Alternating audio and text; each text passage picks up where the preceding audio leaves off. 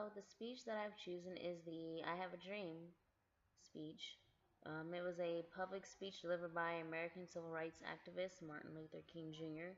during the March on Washington for Jobs and Freedom on August 28, 1963.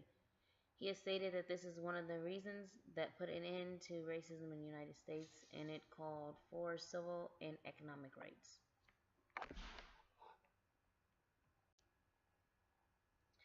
I am happy to join with you today in what will go down in history as the greatest demonstration of freedom in the history of our nation. 50 years ago, a great American whose symbolic shadow we stay in today signed the Emancipation Proclamation. This momentous decree is a great beacon light of hope to millions of Negro slaves who had been seared in the flames of withering injustice. It came as a joyous daybreak to end the long night of their captivity. But 100 years later, the Negro still is not free. 100 years later, the life of the Negro is still badly crippled by the manacles of segregation and the chains of discrimination. 100 years later, the Negro lives on a lonely island of poverty in the midst of a vast ocean of the material prosperity. 100 years later, the Negro is still languished in the corners of American society and finds himself in exile in his own land. So we've come here today to dramatize a shameful condition. In a sense, we've come to our nation's capital to cash a check. When the architects of our republic wrote the magnificent words of the Constitution and the Declaration of Independence, they were signing a promissory note to which every American was to fall heir. This note was a promise that all men, yes, black men as well as white men, would be guaranteed unalienable rights of life, liberty, and pursuit of happiness. It is obvious today that America has defaulted on this promissory note, insofar as her citizens of color are concerned.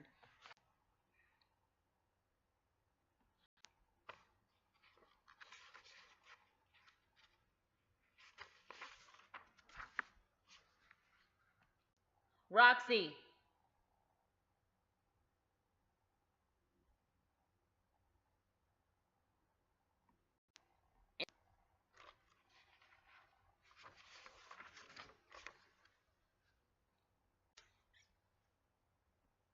Sweltering with the heat of oppression, will be transformed into the oasis of freedom and justice. I have a dream that my four little children will one day live in a nation where they will not be judged by the color of their skin, but by the content of their character. I have a dream.